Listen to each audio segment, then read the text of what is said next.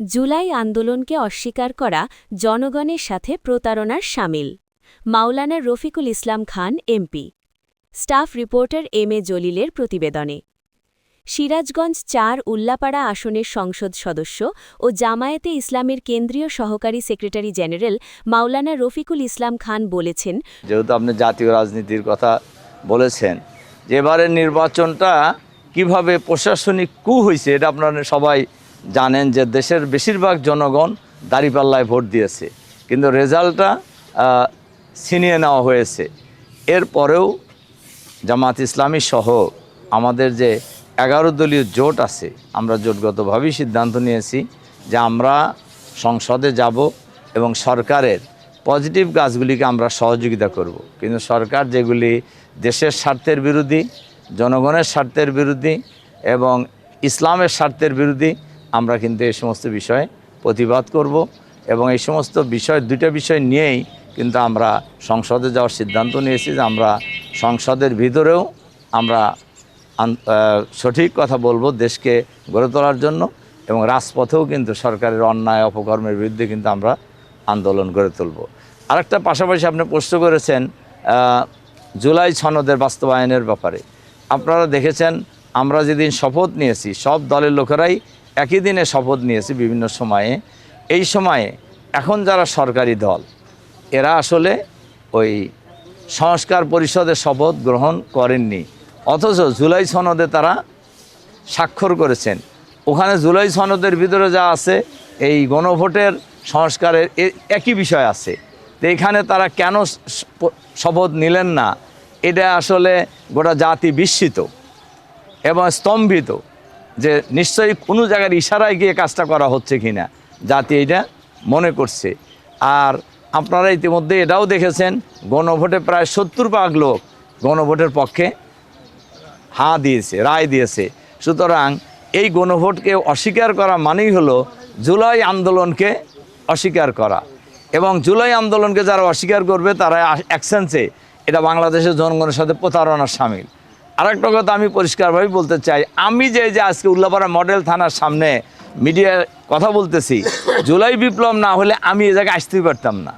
এই গত 16-17 বছর আমাকে উল্লাপাড়াই আসতে দেওয়া হয়নি।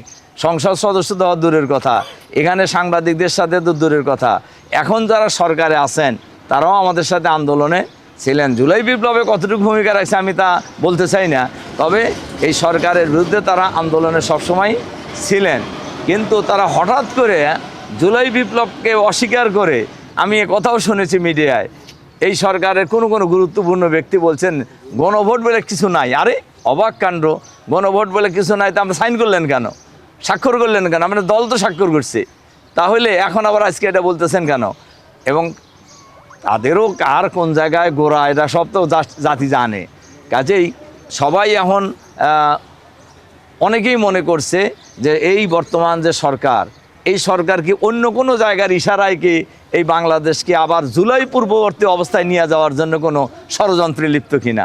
তবে আমরা পরিষ্কারভাবে বলতে চাই, জুলাই হলো বাংলাদেশের মানুষের চেতনার সাথে রিলেটেড।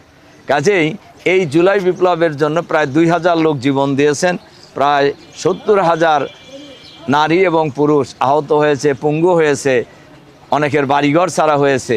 কাজে এই জুলাই বিপ্লব নিয়ে কেউ যদি তামাশা করে, তাহলে তাদেরও পরিণতি, আগের যারা এই হত্যাকাণ্ডের সাথে জড়িত তাদের যে পরিণতি হয়েছে, এখন যারা জুলাই বিপ্লব নিয়ে যারা তামাশা করবে বা অন্য কিছু চিন্তা করবে, তাদেরও পরিণতি একই লাইনে যাবে, এটা আমরা বিশ্বাস করি। 70% লোক গণভোটে হ্যাঁর পক্ষে রায় দিয়েছেন।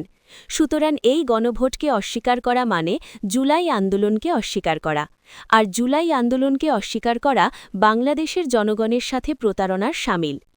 রবিবার সকালে উল্লাপাড়া পৌর এলাকার পুরাতন বাসস্ট্যান্ড, থানা মোড় ও শহীদ মিনার এলাকায় পরিষ্কার পরিচ্ছন্নতা কর্মসূচির উদ্বোধন শেষে তিনি এ কথাগুলো বলেন।